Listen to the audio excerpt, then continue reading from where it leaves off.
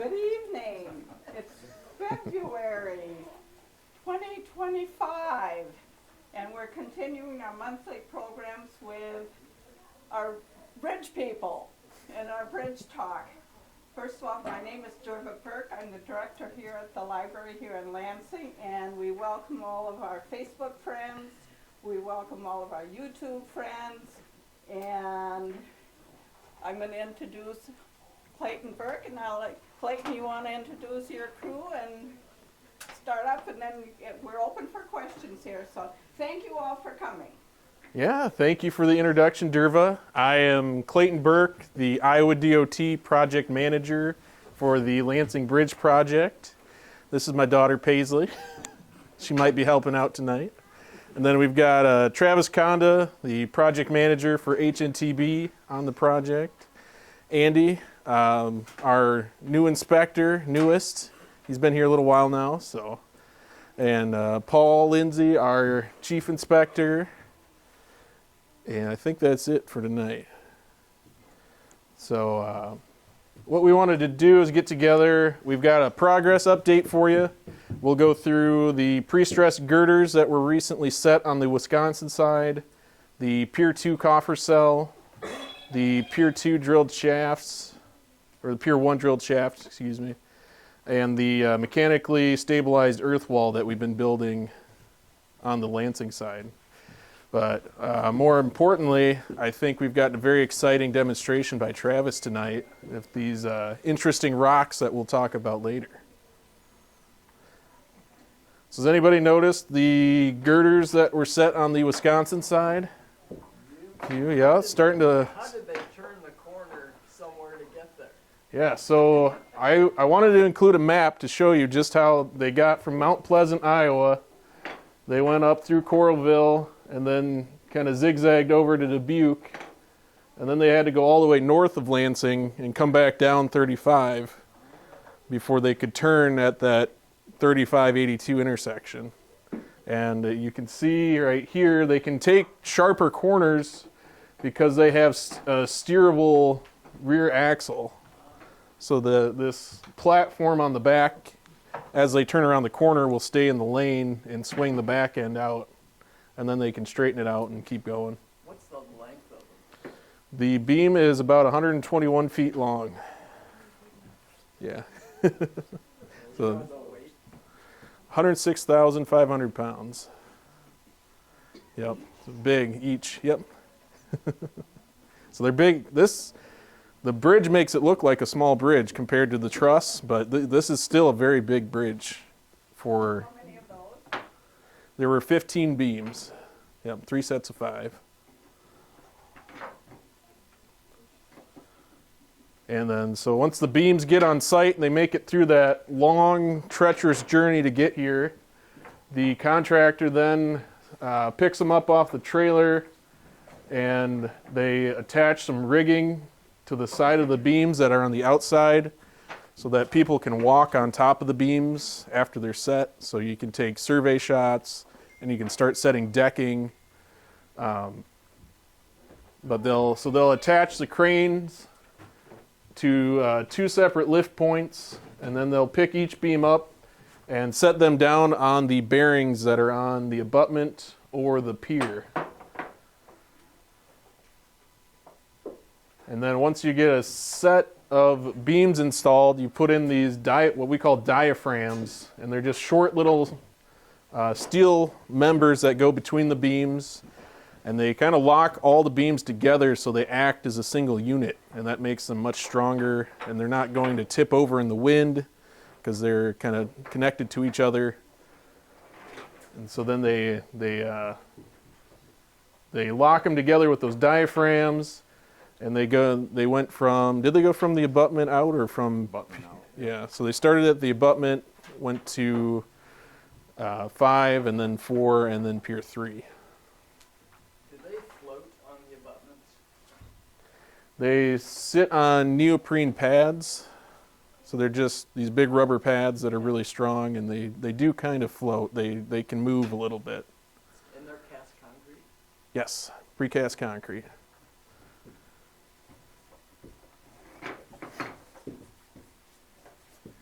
So here you can see once they get set up, this is the rigging on the side I was talking about for, they'll put some panels up there to create a walkway. And then they also have some lines tied off so that people walking on the top of the beams can tie themselves off and they can attach their fall protection harness to those lines.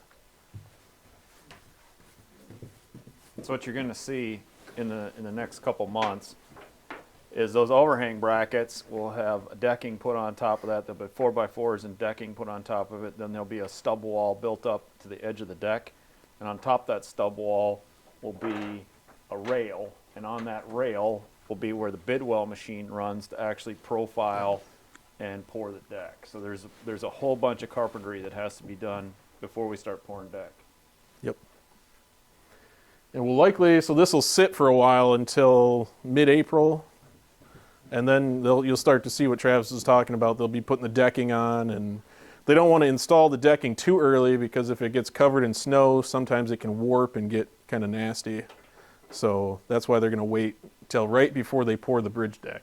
Is that green rebar that's kind of, comes out, and is that what the deck will be held down by? That does connect the deck to the precast concrete beams, yeah.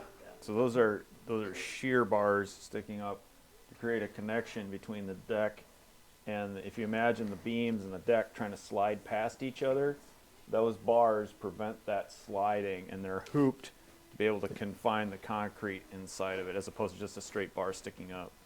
Yep. They're also spaced, you can see they're tighter at near the ends of the beams, and they widen out to about a foot spacing in the beginning. And that's due to your shear demand in the beam itself, and then also in the end region. And we haven't really talked about pre-stressing. That's something we could maybe talk about. Yeah. But in the end region, they have the strands. I think was there like 50-some strands or 25? I can't remember how many strands are in these, but each strand is pulled to 43 kips, 43,000 pounds of force. So when they cut those strands loose, it pushes all that compression force into the concrete to basically squeeze it together. And in the anchorage zone of the strands where it's developed, that force transfer between the steel strand and the concrete wants to cause the concrete to break and expand and burst. So those stirrups and hoops down at the bottom in the lower flange, in the bottom flange, hold that concrete together within the bursting zone. So those rebar are doing double duty there in the anchorage zones of the pre-stress girders. And that's all figured out when you're doing a design of the beam itself. Is that stress from like traffic on top of it or temperature? No. So these beams are cast in a bed, and so it's about 500 foot long. The bottom is as wide as the bottom flange. It's a steel pan, and you lay the strands down in the bottom of the bed, and they're at a particular pattern. And the strands are a 7-wire. We'll have to bring some of this stuff in. Yeah. A 7-wire pre-stressing strand. It's a high-strength, high-stress strand that you put a hydraulic jack on and you stretch it. And that stretching is on account of the strain due to the force that you're putting into it. Delta is equal PL over AE for an axial load into this strand. So we're putting about 43,000 pounds in each one of those strands. They're anchored off. You pour the concrete around those strands inside the molds of the girders. As soon as that concrete reaches strength to be able to release, the pre-stressing company takes a torch and they go through a particular pattern of cutting the strands off. And as they cut those strands off, that force is released from the anchor and put into the girder. So you can actually see the girder start to hump up and make popping sounds and all kinds of things as you cut those strands and transfer the force from the anchor into that concrete, and it perpetually puts that concrete in compression. And it actually counteracts the effects of the dead load of the beam and the dead load of the deck. Does that give the beam torsional strength? That does not give the beam torsional strength. The shape of the beam gives it most of its torsional strength. And because it's an I-section, I-sections are not real great in torsion, but fortunately torsion is not a major component of loading on a pre-stressed girder like this. In fact, the most torsion this thing should ever see is right now with the overhang brackets on it. You're trying to rotate the beam over, right? So that's part of what those diaphragms are doing. Depending upon what state you're in and how much load you have and how big your overhang is and how heavy your bidwell machine and all that stuff is, there's calculations that are done to ensure that that beam doesn't tip over or have some undue lateral stress on it. Those beams are very strong in the vertical direction, not so much in the transverse direction. What's the lifespan of the beams? They should last easily 100 years if the deck stays solid. What are you going to pour the deck on? What holds the deck as it dries? So there'll be, what you'll see in between these, you can see the overhang brackets, that's for the overhang. There'll be 4x4s laid longitudinally as stringers, and then you'll have a 3/4 inch decking plywood over the top of it. In between the beams, they have a steel bracket that goes over the top and has little thread bars that hold up, and those will hold a joist system that lays in between. They're adjustable to get the appropriate elevation so that you have a nice smooth ride on the deck. And then they'll lay 4x4 joists or stringers all the way along the top of those joists underneath. Deck it with 3/4 inch plywood. We'll oil it. They'll put down the rebar, the 2 mats of rebar, and then we'll pour the concrete. How thick? It's an 8.5 inch deck. So, and somebody on Facebook did a good job of pointing out that the bridge doesn't seem very flat, and that's because of what Travis was talking about with the structural beams. They put camber in them, which is just, it means they have a curve instead of a flat line to them, and that camber will flatten out once we put the bridge deck on it and it's loaded. It flattens the beam. And so then it flattens to more of a flat plane rather than sagging after you put the weight on it. So you want it. And that amount of deflection that's going to take place due to the dead load of the deck is actually calculated into when we set the forms. Yeah. So it'll flatten out, I promise. Any other questions on the Wisconsin Bridge portion, the precast beams, anything? All right. Then we've been working out in the middle of the river as well. This is the Pier 2 site and the next steps after. So here you can see the drilled shafts that we have poured, and they have been sitting there for a little while the contractor is constructing what we call a coffer cell. So is everybody familiar with what a coffer dam is? Where you put a big box of metal sheets in the ground and you drive them all the way deep into the ground, and then you pump the water out so you can work under the water level. In this case, what we want to do is avoid driving the sheets all the way down into the river bottom, because that would be a very large and expensive endeavor. Instead, they're going to build a steel box around the drilled shaft casings, and then they're going to seal it with concrete and pump the water out of there so that you don't have to get the sheeting as deep. You use less materials, and you don't have to go all the way down to the bottom of the river to get your seal. What that looks like is the depth of that? the depth of the box. Yeah. Is that 11 feet? Those are 10-foot forms, 10-foot forms? but there's going to be another 10-foot stacked on top of it. Yeah, and then you've got a 3-foot floor and a 2-foot seal, 3-foot seal, 2.5-foot seal. 2.5-foot structural seal slab, Yeah, and then 14 feet of concrete on top of that. yeah. So the workers, I think, are 11 on top of the slab. How tall do you think that wall is? There's plenty of space in there, 11 feet, something like that. So those are 10-foot tall forms, though. Yeah. So that's 10 feet. And then you've got 3 feet. So you got 7 feet of room At least, yeah. right now. Yeah. Yeah.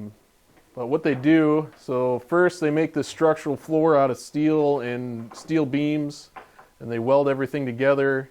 You can see all the beams lining the bottom here with the steel plate on top. And that steel plate is all fit around the drilled shaft casings. And then we go ahead and put the steel frame up, the box, the side walls, and then you put some steel beams along the side of the box to hold it in place.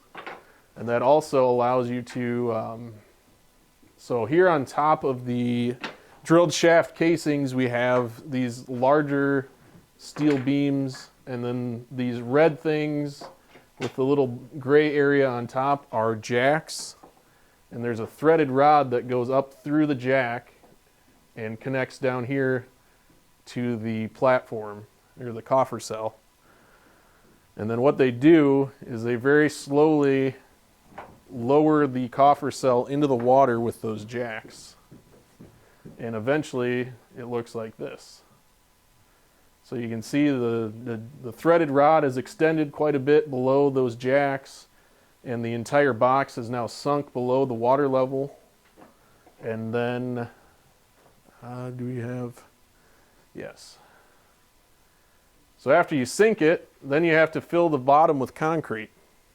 So they bring in a pump truck. You can see the big arm of the pump truck leading here into the coffer cell. And then they place the concrete underwater, and typically you don't do that. Typically you don't want to get the concrete mixed with water. You don't want to add water to concrete. You want to place it in a nice, clean location. But to form a concrete seal, you don't have any other option. So we're placing concrete underwater, and it flows. We use a higher slump so it flows around the casings on the floor. And then this one is about 3 foot thick. So they put 3 feet of concrete. Was it 75 yards? About 85, yeah. 85. And What we don't have a picture of is the divers either. oh yeah, that's a good point. This has to be inspected by divers as well to make sure that it's all going to seal up. And so J.F. Brennan from La Crosse was down here doing a lot of that work. But so today they have that 3 foot concrete seal in place. They have all the water pumped out from inside the coffer cell, and there's people actively working down inside the coffer cell in the freezing cold weather to get the casings prepped and to get ready for the next concrete pour, which they'll be placing 2.5 feet of concrete on top of that 3 foot seal. And that'll be more of a structural slab that the footing of the pier will sit on. So that allows them to place it and get it to a more exact elevation because they're working in a dry environment. And then once they get that structural seal slab in place, like I said, they'll start putting forms and rebar in place for the footing. So that's what you'll see next at this location. So the profile of the pier, when it's completed, will it be kind of like above this yellow and like Right. poured again? Yep. So we're installing what we call a waterline footing. So if I remember right, about 3 foot of the footing is supposed to be below water at the normal river level, and the rest of it will be above water. So you'll see this long block of concrete at the bottom, and then you'll have the columns and the arch in the middle, and it'll look a lot like Pier 3, just bigger. So that form is sitting at 621.5-ish. We're starting that footing 4 foot below that, and then they're going to pour 10 foot above that. So it's starting at 617, we're going up 14 feet from there. Yeah, to be 631, 631. just like Pier 1. Yep. How deep are you guys down the bedrock with the footage? With the shafts, Yeah. they go down 144 feet to the tip, and bedrock starts at about 120. Is that right, Paul? We're at 22 feet in the ground, 22 feet in the rock, yeah. Yep. So yeah, How pretty was deep. The old bridge into the rock. It's not. That's what I heard. So It's right on top. it just sits in the sand. They use the It's not on limestone. It's not on rock. It's sitting in sand. yep. And so they used construction methods that were typical for the time it was built in the 30s, in the 20s. They put it on timber piling, and timber piling can only be as deep as a tree grows long or tall. So we assume they're about 50, 55 foot deep, and that's all just sand. Now that said, that's at Pier 2 and 3, and the approach piers on the Wisconsin side. Oh, We true. believe that Pier 1, existing Pier 1, which is the main pier right next to the tracks, is on rock. Yep. I mean, we haven't been able to prove that, but that's what we believe is there. And then also the abutment and the wing and the retaining wall would be on rock on the Lansing side. Yep. The rock is much shallower on the Lansing side than out in the middle of the river. Yep. But no, good questions. Any other questions on, I think we've got one more view of the inside of the coffer cell. So here's what it looks like while people are working. You've got pumps that are keeping the water out. There are a few small pinhole leaks, so you have to constantly pump the water out to make sure it stays dry. But the nice thing is they're actually keeping this heated, so they're pumping a little bit of heat in here, and you're protected from the wind, so it's not as terrible as working up on the barge decks. But it is a tight space. Travis and I barely fit between this casing and the wall of the coffer cell to get around it with our life vests on. But right now this guy is working on cleaning up the casing. So they're going to use a wire brush, a wire wheel to scrape all the dust and dirt and debris off of there. And then they'll come in and finish it with a power washer. And then to make sure that when they pour that footing, the concrete has a nice surface to bond to, so it's not dirty and debonds. And Is that totally a mechanical bond, or are there any chemicals? it should be mechanical. Just Mostly mechanical, yeah. 95% at least, if not more. Yep. Yeah, I don't know if the concrete reacts to the steel at all, but yep, mostly mechanical. Yeah.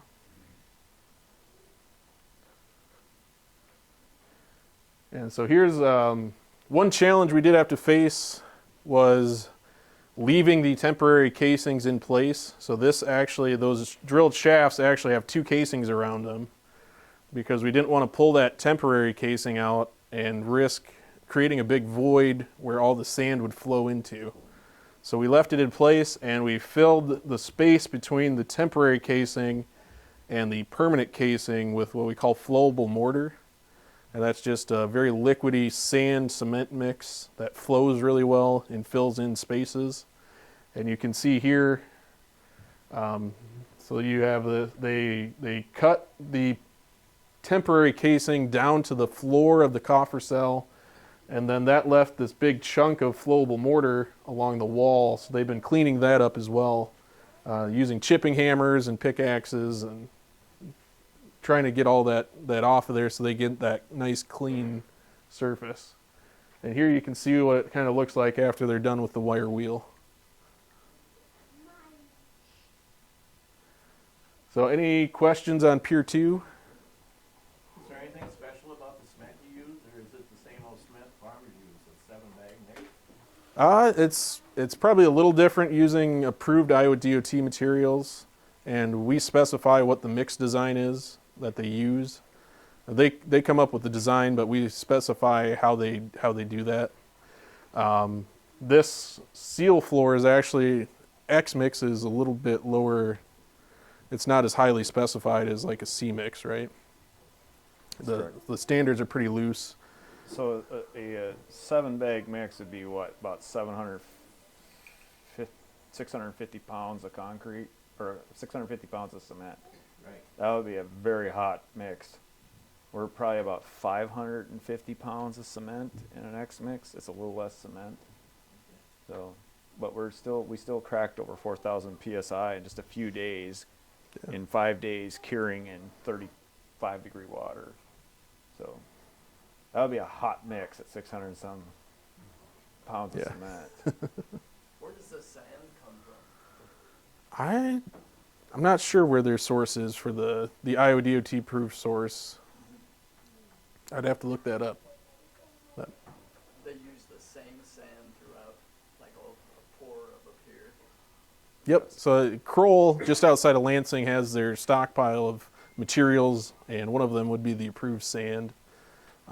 They would use that same pile of sand for most of the mixes that we have on the project. Are there specifications, like with each truckload, does it get tested, or? It gets tested at the quarry. So where the sand is produced, the DOT has people, material technicians that go take samples of the sand or the coarse aggregate rock that they're producing, and they run gradations and different material tests. They run some chemical testing on them, I believe. But it gets tested at the quarry and then certified by the DOT, and then the concrete plants buy that from the quarry and stockpile it. And then, use fly ash in your cement? yes, up to a certain point in October, I believe. And then even after that, I think they need the engineer's approval, but we have some mixes that use fly ash.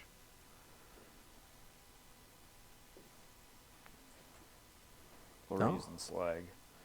Yeah, we're using slag for a whole different reason, but that gets into the mass concrete element and trying to keep the concrete cool, and the slag reacts much slower than fly ash or concrete, so it doesn't heat up as fast, and that helps us control the thermal, how hot the concrete gets between the outside and the inside of the big concrete mass. And we also put cooling tubes in there to cool the center of the concrete so that it doesn't get much hotter than the outside and start to crack. But that's only for the really big pieces that we put together, like the footing that would go here. So, but no, lots of good questions tonight. You guys must have drank your coffee. Anything else on Pier 2?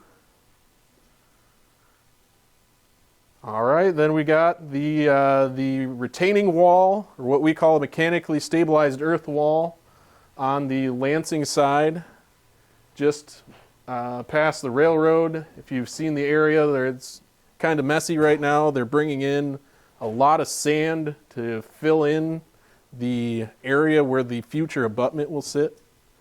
So here you can see, this is from behind the wall up by 2nd Street, looking down towards the river. You can see these are the back of the wall panels. And what they do is they bring this sand in and put it in about 8-inch lifts, and then they pack it down with these special compactors, vibratory compactors that vibrate and bounce up and down and pack the sand in. And then after they think they've packed it down enough, they have a testing company come in and run a nuclear gauge test on the sand. And that nuclear gauge test tells you how well it's packed together compared to the maximum it theoretically could ever be compacted to. And we're trying to get to about 97%.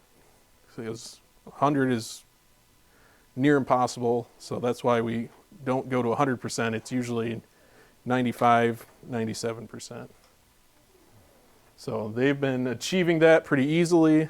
We haven't had much or any problems with compaction.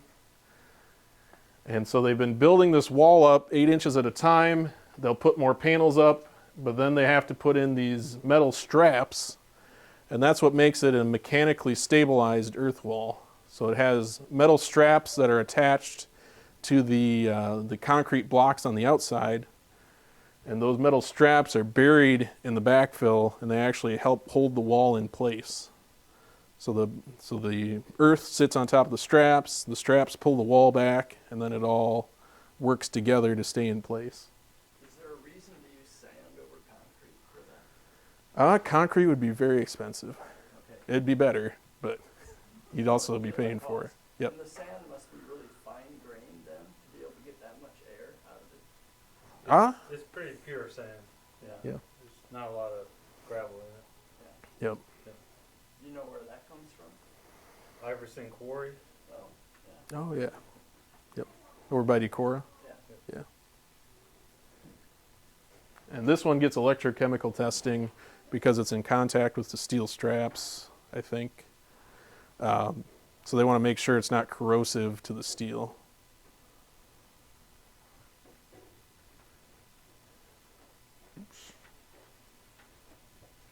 And so here you can see the outside of the retaining wall.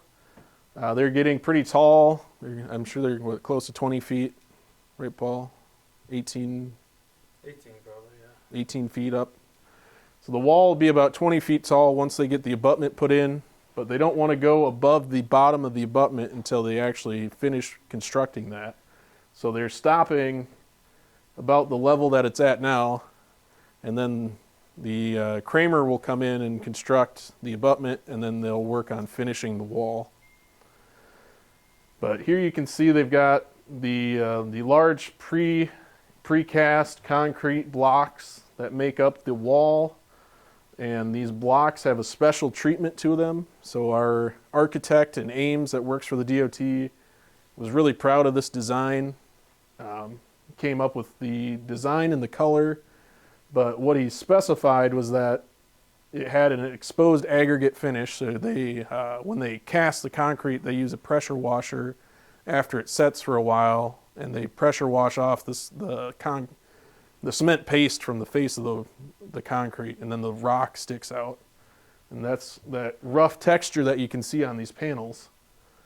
And they specified that rock had to come from the Mississippi River within around Pool 9.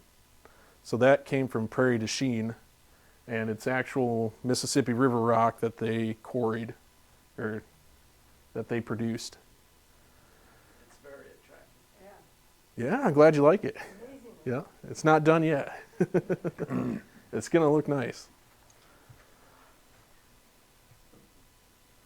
Another thing we had to do, so it's another challenge on the project, is constructing this wall without taking the existing wall down. And how the solution they came up with was to construct a wire wall. And that's just almost like chicken wire. You make a wall out of that fabric and several layers of it. And then you put this black engineering fabric on one side so the sand can't flow through it. And you build that up as a temporary wall. So that will hold back everything they've constructed until we can demolish the existing wall. And then this will essentially just get buried in there. They won't take that out, because if you took it out, then all that nice compact sand would loosen up, and it wouldn't be as compact as you want it to be. And then on top of the wall, the contractor has been starting to get ready for the roadway paving. And the first thing to do is build everything that's underneath the roadway. So we have our storm sewer system that's going in. And we've built some of the first storm sewer boxes, or what we call intakes, for the approach of the new bridge. So where the big steel bridge touches down, these boxes are about at the end of that location. And they'll take all the water that runs off the back end of the bridge towards the Lansing side. It'll all flow into these intakes, and then it'll go into the pipe system and flow off the project, or flow away from the new bridge. Here you can see they're forming the foundation. So they'll pour the bottom first, and then they'll pour the walls. And this is what it looks like when they're done. So here's that foundation on the bottom, the walls of the storm sewer intake, and then this is a box out for the pipe. Eventually they'll put a pipe in there and pour a concrete seal around it.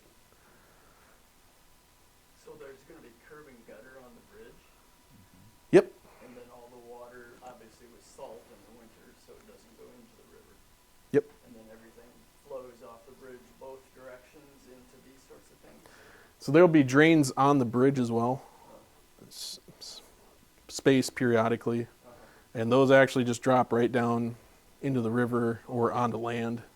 And these are designed just to take the last couple hundred feet of the bridge and drain that and take the water off the approach. Yep. And then there'll be new intakes and storm sewer under the 2nd Street once we reconstruct 2nd Street. So there's a lot of pipe going in. Will they be able to use salt on the bridge in the winter? Yes. Yep. So I'm not an environmental expert, and I don't know the impacts of road salt on the river, but Well, yeah. now we don't have to worry about the EPA. We won't get into that. But any questions on the wall or the intakes that we're building? All right, then we'll go to Pier 1. So Pier 1 is right on the Iowa Bank, right on the other side of the railroad. We've been working on this for a while now. This one is going to be constructed using a coffer dam. So these sheets actually all go down into the ground and they seal around the bottom. And then the contractor's been working on the drilled shafts for this pier, which are also 11.5-foot diameter. And how tall are they? How long? Including the casing? What's that again? They're about 45 feet. Are they 45 feet including the rock socket? Yeah. So these ones are only about 45 feet including the rock socket because rock is so close to the top of the earth at this location. Here you can see they've constructed a framework inside the coffers dam, and this is just a guide for where those drilled shaft casings go. So they had a surveyor come in and locate those beams precisely, and then they weld them in place. And then when when they set these casings, you can see they just fit right inside that framework. So that's how they locate where those drilled shafts go. After they get the casings in place, these ones were a little different. So the other drilled shaft casings that we were installing, we put in with a massive vibratory hammer, and we're glad that thing is gone.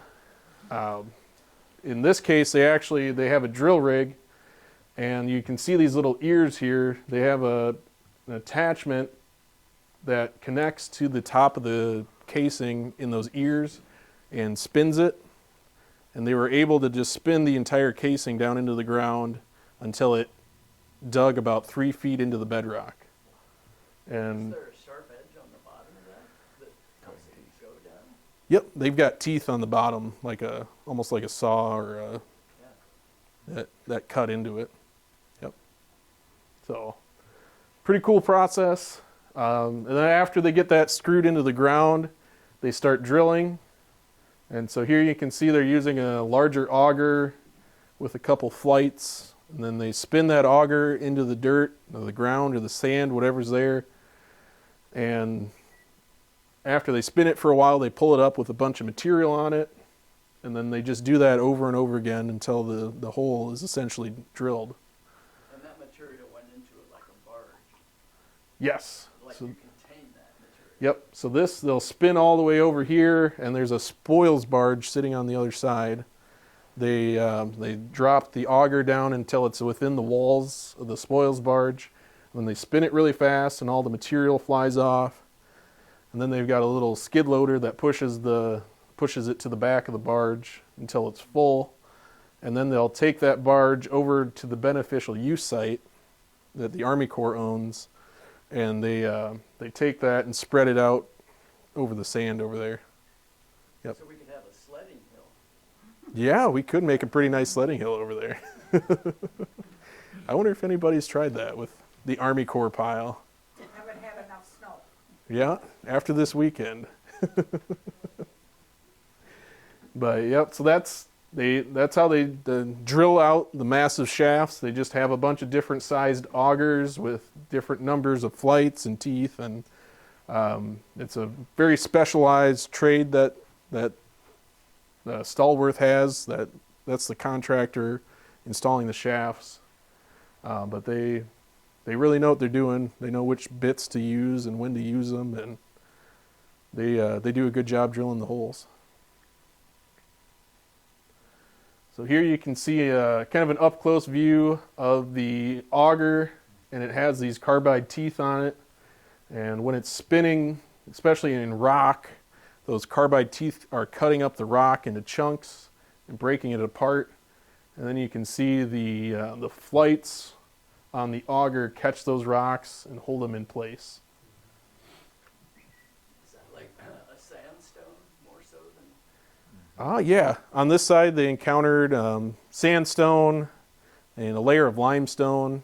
And then you thought maybe even some mudstone Shale, and shale. And then more sandstone. So that limestone was really hard for them to get through. That was a tough material.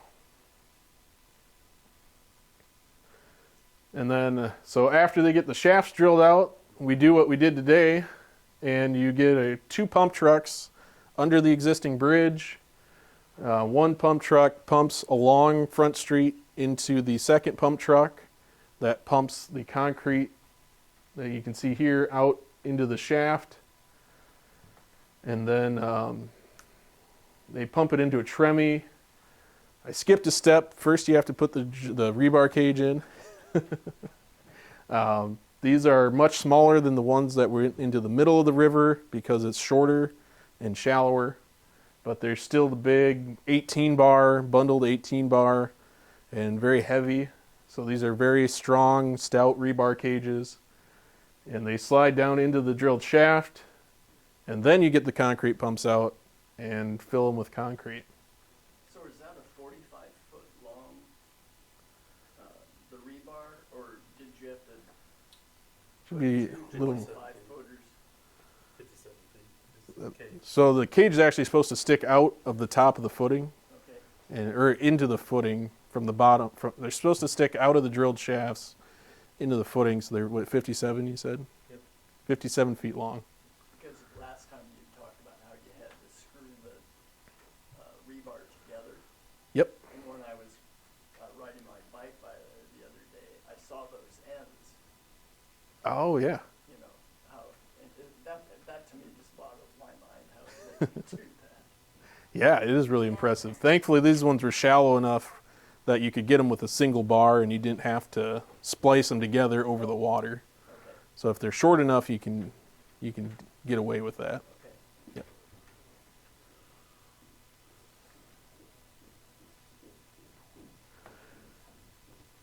And then here you can see, so this is Front Street here. We've got a bunch of concrete trucks lined up along Front Street. This green is the pump truck, the first one. And then the second pump truck is coming up and over and dumping into this blue bucket, which is a tremie. And that's that long tube that goes down to the bottom of the shaft. And we want to place the concrete from the bottom up instead of dumping it over the side into the water. And that gets you a better product. So they're filling that tremie up.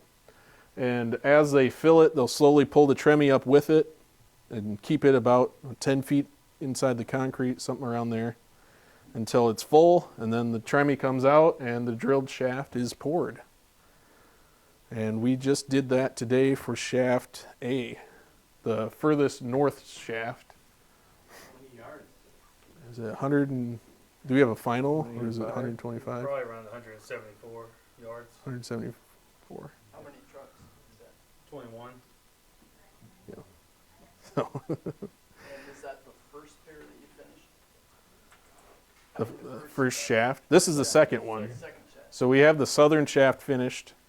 This one we just finished today, and then they're going to, they have to wait a couple days until the concrete sets up, and then they'll start drilling on the middle shaft. So what the question we had earlier was, the temperature today being like 7, 9 degrees. Is Yep. that something to consider when you're doing cement work? Yes. Concrete does not do well in freezing temperatures. So it starts at the concrete plant. They actually heat the sand and the rock with a big heater. And then they use that heated material to produce concrete that's above 50 degrees. And it's around 55 to 60 degrees when it gets to the project. So we're not pumping cold concrete into a cold environment. We're pumping warm concrete in. And then we're placing this concrete underground. So you think the surface temperature is 7 degrees, but the ground temperature is much warmer. So the inside of the drilled shaft will be warmer as they place the concrete and fill it up. And then they cover these with insulated blankets, and then the concrete produces its own heat while it cures. So there's a lot of heat coming up through that shaft that stays in the top and keeps the rest of the concrete warm. But it is, yeah, winter definitely makes pouring concrete much more challenging. You still have to worry about cooling it, but it doesn't get too hot. So the shafts we don't worry about because they are in contact with the ground, and we assume the ground can suck as much of the heat out as it needs to. Yeah. More so than water. Like if you're Well, in the river or not. I guess that's probably not a typical consideration. I think water would be more thermally conductive, a much larger sink. Okay. But the shafts, for whatever reason, they don't worry about as much. There's a lot of debate on that, depending upon who you talk to. Yeah. You mean So. Wisconsin or Iowa engineers? Particularly Illinois. Yeah. But I mean, you could see it as a mass concrete element because they're so big and they're so wide. And you would get into thermal cooling tubes, and that would be kind of a mess. That you had to do when you were pouring. Yep. And that we will have to do for this footing. Yeah. So once they finish the drilled shafts, they actually have to pour another concrete seal in the coffer dam. And so they'll pour that concrete seal down at the bottom if they can't keep up with the pumps. I think, or did they decide they can keep up They with the can keep pumps? up. They'll just have rock in They'll it. just put rock in the bottom? Okay. So that sealed enough they can just use pumps to keep the water out. They'll put rock in the bottom, form up the footing, and put the rebar in, and then they'll pour the footing for the Pier 1 on the Lansing, Iowa bank. Oh, this is actually a video.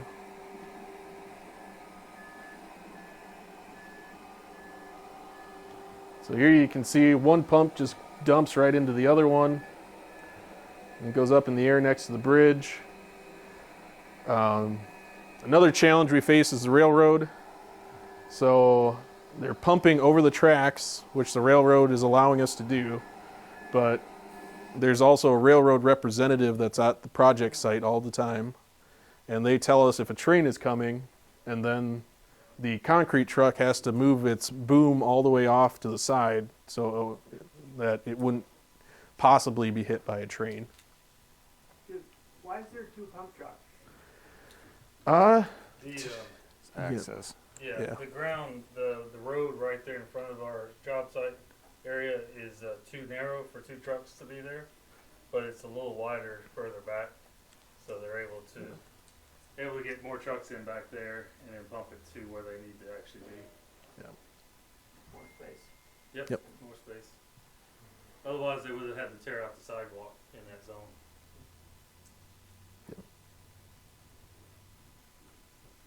But no, good. Any other questions on Pier 1 or questions in general? So when you guys are, like going over the day's plan and doing all that stuff out on the site, do you do that right out on the site, or do you go back to the trailer when it's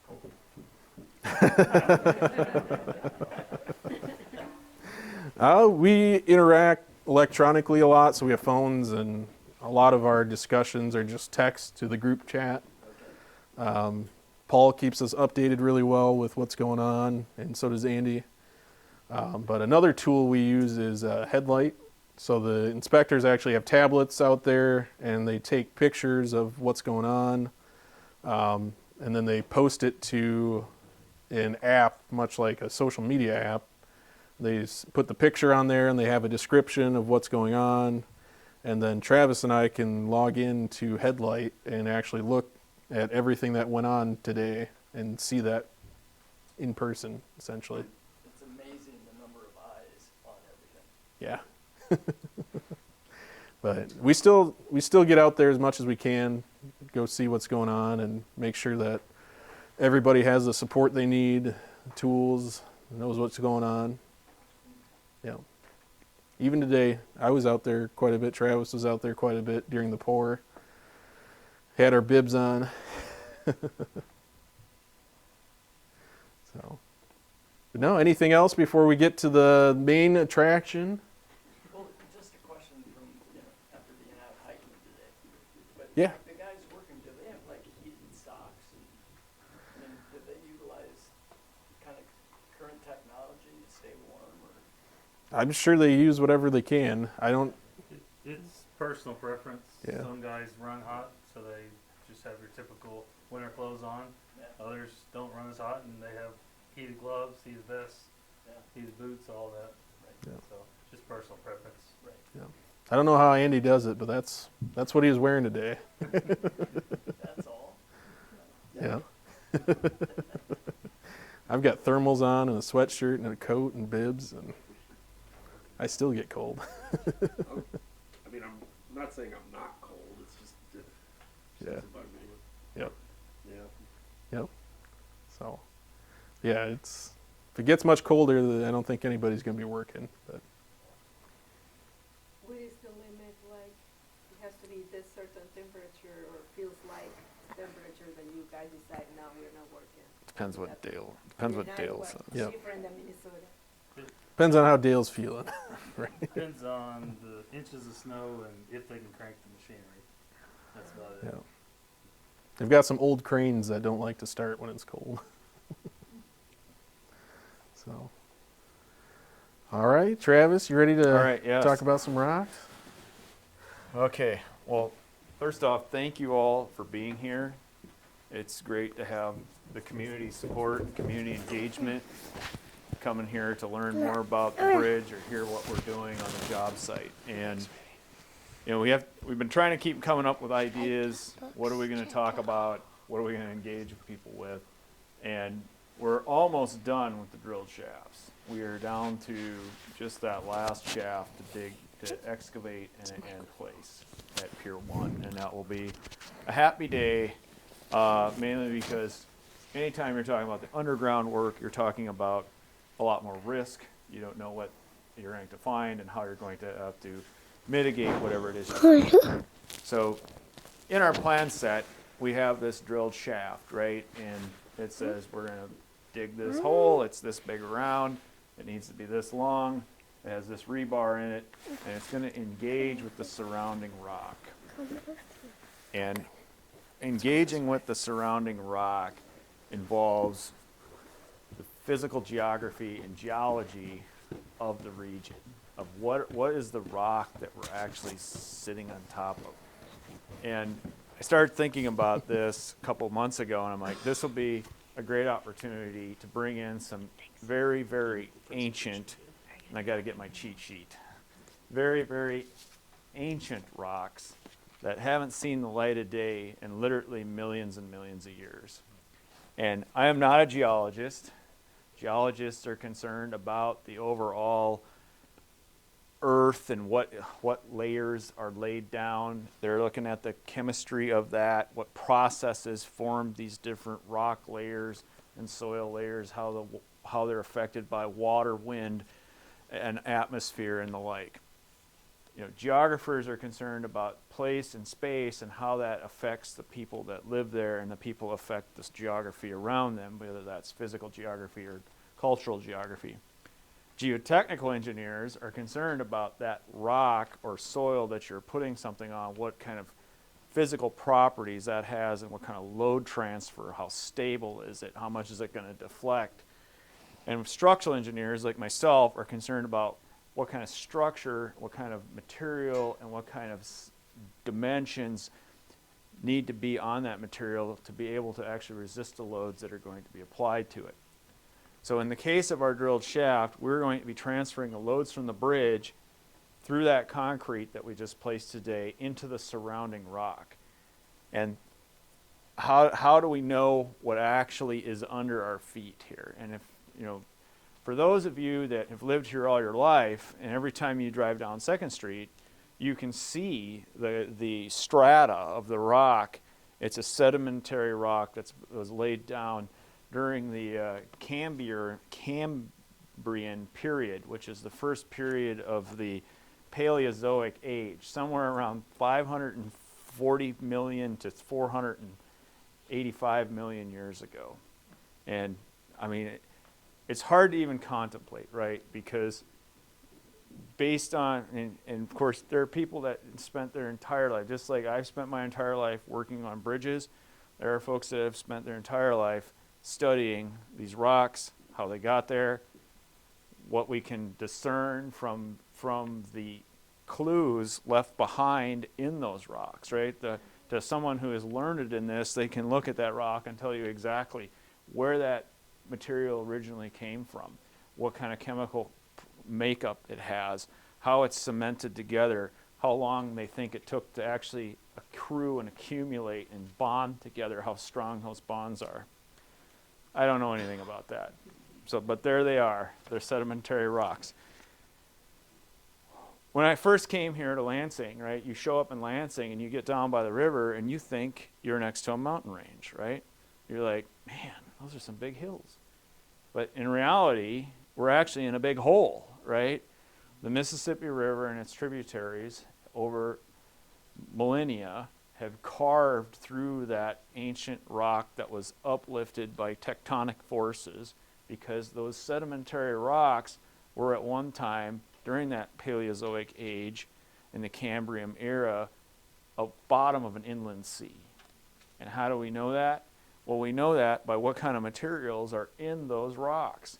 The fact that we have the shale rock, we have a shale rock over here, that's the result of compressed silts and sand and silts and clays over time, with pressure and time, forming into a shale rock. The sandstone is sand, it's quartzite from some parent rock millions of years ago that was washed into that ocean and churned around and laid down in layers. And the limestone comes from literally the shells, the calcified remains of many, many little sea creatures. And we can see these processes still in effect today, right? Like if you've ever walked on the beach in Biloxi, Mississippi, you'll find pockets of shells that have basically formed in the sand and have started to calcify in real time. Just like when you go down to the river, you can see where the mud there's a new layer of, if you think about it, flooded and then it backed off and you got a new layer of mud that's been laid down, and over many, many years it would slowly build up or be eroded away depending upon how the river morphology changes. So we know that we're on top of this rock, but we need to have an idea of what that rock is and how that rock is going to behave over the long term, what kind of forces we can put on that rock.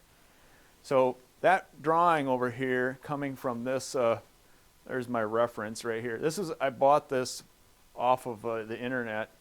There's a gentleman that grew up over just across the way in Wisconsin, got his PhD in geology, spent his entire life in the driftless region here, cataloging and writing, learning, and sharing that knowledge with others about the makeup of the geology and geography of the driftless. So we can see right over here in 2nd Street, right, where we have this sandstone that's been exposed, and we have the limestone on top of it, the dolomite, which actually the reason it's called dolomite is because instead of just calcium carbonate in it, like a limestone, it also has magnesium in it that helps make it extra hard. And that rock is way up high here, right? And as it decays, as it weathers, you can see that fall down the face, and you have this silt and strata down at the bottom that comes from that rock decaying and weathering. So that should look familiar to us. Clayton said that layer of limestone was hardly. That's correct. How thick was that? It was only a couple feet thick. We'll get into that. So from an engineering standpoint, how do I know what's under my feet? I can't see it, right? So we're going to do some subsurface exploration. And before the bridge was ever designed, the department hired a firm to come out and do some subsurface exploration. That is not what we're doing here. We're at Pier 3 right here doing subsurface exploration to understand how far we had to go down to find that sandstone. And But that rig is representative of a drill rig that you would use to take those tests. And what that rig does is it punches a 3-inch in diameter hole, excavating it out through various different tooling that's put on the end of it, and then samples of the material that it's pulling out are gathered and then taken back to a lab and tested. So soil classification, and if you're actually cutting the rock, you try to get a sample of that rock, a little cylinder of it, and then do a confined or unconfined test on that rock, basically crushing it to find out what kind of compressive strength it has. So over at Pier 1, which is where we're operating right now, there were 4 of those borings taken down below what was anticipated to be the tip of any sort of foundation elements. And we can see where those borings are, and we're going to focus on boring 22, B22. And I took the initiative here, and I took that boring log, which is really, really complicated and a lot of information stored in it, and just kind of simplified it, and then also tried to color code what the boring log was telling us as they advanced down through the rock. And then as Paul was out there observing the drilling, we could find these different layers of rock as the excavation continued, and they brought it up, and some of them are here to share with you. So when we look at B22, they're talking about having, which one's B22? That guy. Second from the right. This one right here. They do talk about having this overburden. There's a layer of limestone that doesn't show up here, but does show up in the more detailed boring log.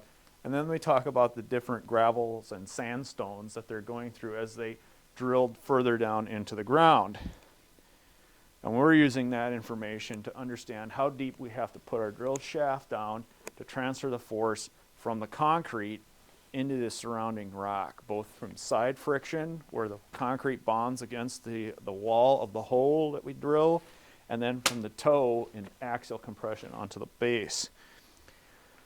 And I'm going to have Paul jump in here every now and again because I wasn't out there. Paul did a great job of documenting this as the contractor began.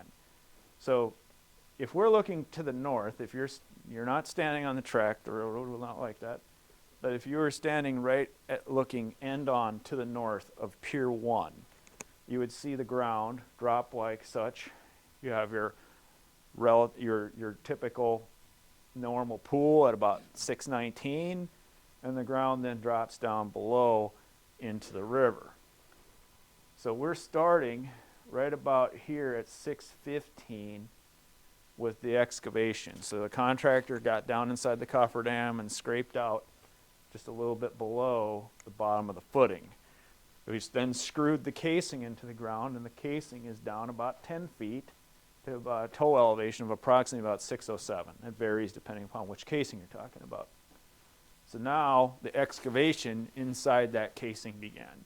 So here we're at about 608. We're just about to the bottom of the casing, and we're pulling out the overburden. So it's a mixture of that rock that slid down the hill, right? It's a kind of an overburden. It's a mixture of materials that are being pulled out.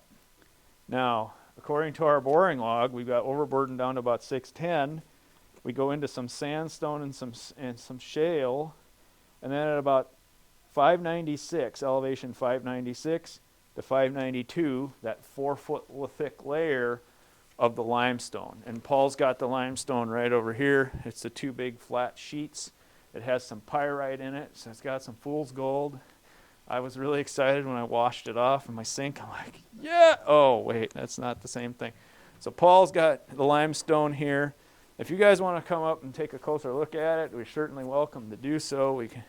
And if you're a real geologist, which I'm not, you could take a look at that and you could see the pattern of where the flowing water went across the top of that surface and left marks in there. And there's also some creature marks on there too, like little worms and stuff. So during that Cambrian period, there was an explosion of sea life from basically just single-celled creatures to, the trilophytes that were more those little look like little weird millipede type creatures that you all see in a science book. Those guys really prospered during that time period. And of course, they have calcium in their shells and help form that limestone that we see. So here we're pulling out at about elevation 600, bringing up some chunks of sandstone and limestone. The contractor gets down a little bit further now. Now we're at about 601, which is a little bit different than what our boring log says, but we're starting to pull out this red sandstone. Now, to be fair on this, things get mixed up on that auger. Right? They're chewing through this. It's not quite like you're just pulling a nice plug, a big column of undisturbed soil or undisturbed rock out of the ground. So at elevation 589, which is like right here, we're seeing that nice piece of red sandstone. Now, that red sandstone is very poorly cemented together.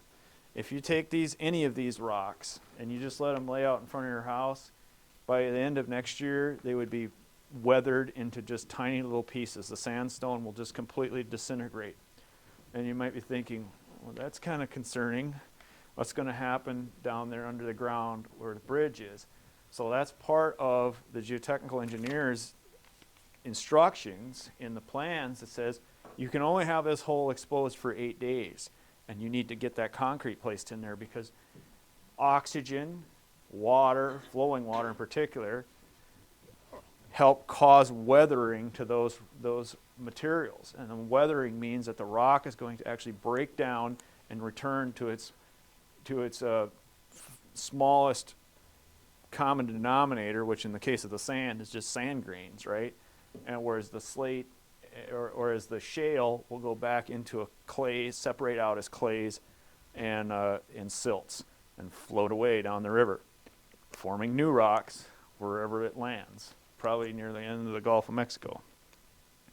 So looking at our boring log says when we get below our limestone, we're going to see some green sandstone transitioning into a red sandstone, to a pure red sandstone. And then when we get down to about elevation 584, we're going to see a transition into white and yellow sandstone.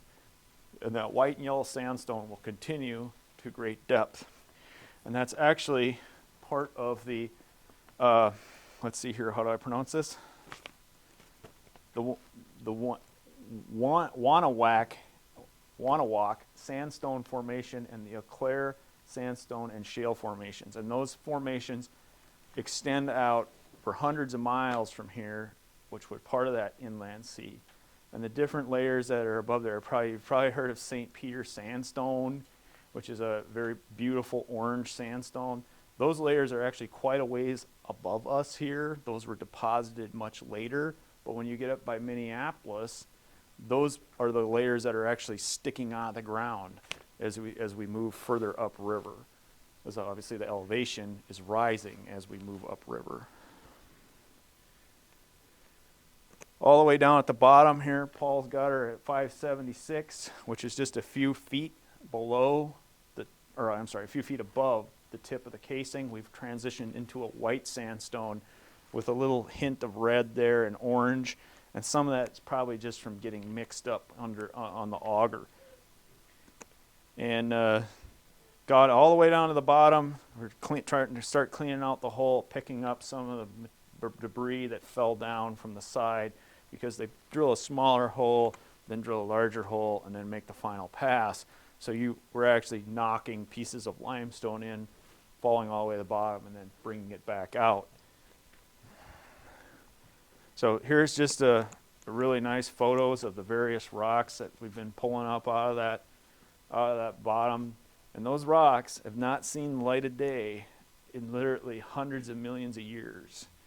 So this is the first time that they've been re-exposed and will continue their journey in the rock cycle out to be weathered, eroded, become soil, and continue on their journey long after we're gone. When they're drilling that, Yeah. what kind of So the rig that you see out there it's by gravity only. That rig does not have the ability to crowd or put down pressure onto the Kelly bar and press down. Now that blue rig that we had here earlier, that actually could press down and put down pressure to help drill into the soil. So it's just gravity. There's a lot of weight on that pressing down to grind up the rock. And it's a good thing it's a soft sandstone, because if this was really hard, it'd be something to try to get through. You have to use a different type of tooling. Then you could have kept everything up higher. Well, actually, no, because we still need at least 2 shaft diameters into the rock. And in this case, Pier 1 is controlled by barge impact, because it's right there on the edge. And when that thing gets smacked, we need to be able to transfer that lateral force from the barge to the pier to the surrounding rock, and we need that length of shaft to actually press against the rock and transfer that load and still remain fixed down at the base. So, How many years of engineering school do you guys have? do I have? Well, I don't know, whatever.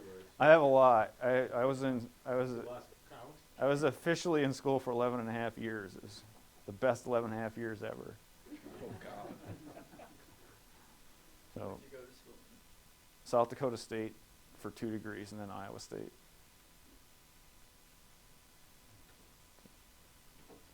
But I hope I did justice. I got some of my geotech friends watching. I'm sure they're going to be like, you didn't say this quite right. So, but please come take a look at our rocks. I don't want to take them home. You can take them home with you if you want. I mean, I don't let Paul fight you for them. But again, thank you for being here. Thanks for showing an interest in this and showing interest in your community. I mean, this will be your bridge long after we've moved on to whatever the next challenge is. I have a question. Yes, we'll go with this gentleman over here. I'm changing gears, but how long is the bridge gonna be closed when they switch off to the new bridge? So contractually, they have 2 weeks to do that. Just 2 weeks? Just 2 weeks. We're looking at some different configurations to see how we can perhaps improve upon that. But contractually, it's a 2-week closure. Does anybody know what the name of the new bridge is gonna be? You can start putting, you can start.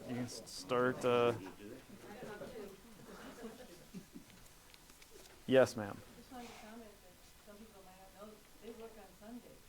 I do a walk on Sun Street, and I was walking earlier than I usually do, and there was a bunch of guys, I said, you guys work on Sundays? And they said, oh, yeah. So that's a very uncommon situation, because if you're paying your labor a lot more on Sunday, right? But the drilled shaft guys, they have another project to get to. They need to get this done, and they're focused on getting it done. So you will see activity Saturday and Sunday out there again this week. Is all the steel purchased already? Yes, it is being purchased. It is being fabricated. Very good. Yes, sir. I've seen in both of your casings, you have electric pumps. How are you getting the electricity out there? They have. Or is it running on generators? It's all generators. We have generators sitting around, big generators sitting around on trailers down on the barges, running the pumps. We're using a lot of diesel. Yes, sir. Is there anything special about the steel going into the bridge, or is it just mild steel? Oh no, it's I think there's 7 different grades of steel that are going into the bridge, and the differences are there's 50 KSI steel and there's 70 KSI steel, and it's all weathering. But then there are different toughness requirements for different portions of the bridge. And what that means is toughness. I need something to draw on.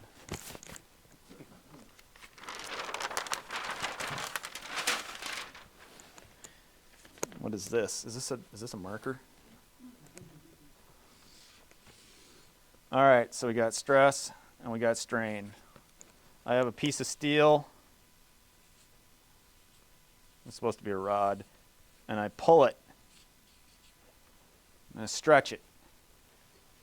So it comes up here in a linear fashion in the elastic zone until we hit a point of yield and we start to yield. And now we're going to start going into the inelastic zone where the steel is going to start to stretch. And it starts stretching out and it's permanently deforming, right? So it will never come back to its same shape. Until the molecules of steel start to become fully aligned and they start to pull apart. The bonds between the molecules of steel can no longer maintain that level of stress, and they actually start to harden. And when that strain hardening starts, you start to see an uptick in stress, and then all of a sudden, you'll see it drop as it fractures. So the toughness is the area under this stress strain curve. So what we ask for is a particular amount of foot-pounds of energy, that's the units of the area under the curve, for materials that we do not want to fracture. So anything that's in tension out there that could fracture and cause a progressive collapse, we want to have a very high tensile strength.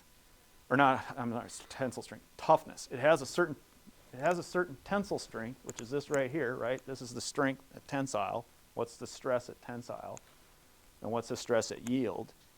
But it has the ability to absorb a lot of energy before it breaks. So that area under the curve is a description of energy, and that's the toughness. So certain steels have to be more tough on this bridge. They cost more. They're harder to produce because you need to have that ductility that allows this steel to stretch before it breaks. Because the further it stretches, and at a higher stress, the more area under that curve, the more toughness. Is it coming from U.S. Steel or China? It's all U.S. made. I don't know if U.S. Steel rolled it. Some of it came right from the mill right there, right just outside of Gary. Some of it came from Pennsylvania. Some of it came out of Ohio, I think. And that all came to Gary, Indiana, to ISC, where ISC is busy fabricating the structure. So right now they have a majority of the individual members fabricated.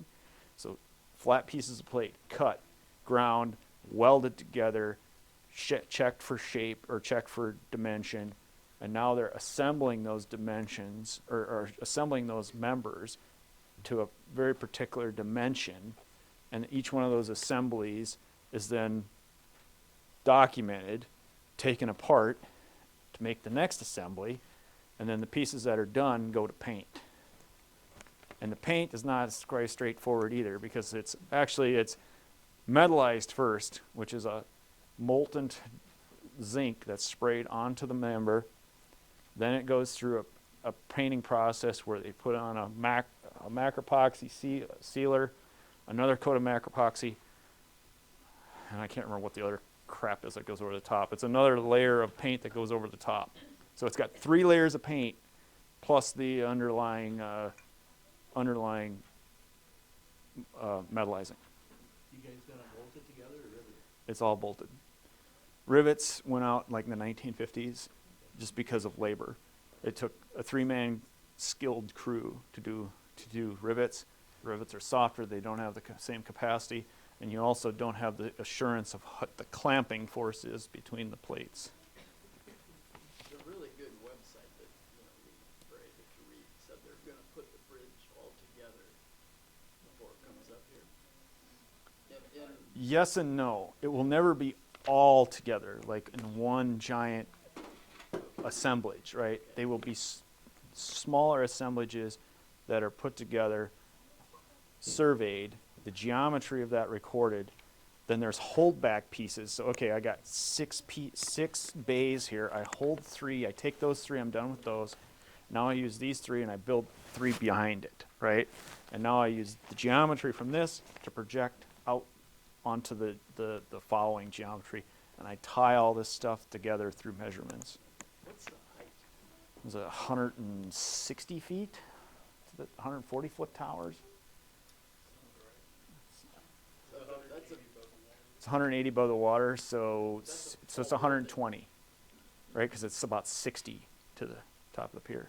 That's a tall building there. It's tall. It's going to be much taller than the existing structure. How wide is the old bridge? Is it 22-foot lane? 21 foot? The new bridge? And it's 52 center line of truss to center line of truss. You know, side lanes on it. So you'll have two 12-foot lanes, two 8-foot shoulders, plus the barriers. Be similar to Prairie's width? It'd actually be wider. You might. Yeah, Prairie, if I remember right, Prairie doesn't have much of a shoulder, right?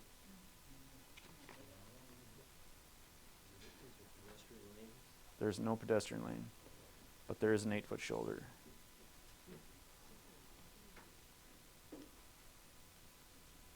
Well, please take a look at the rocks, and thank you again for being here.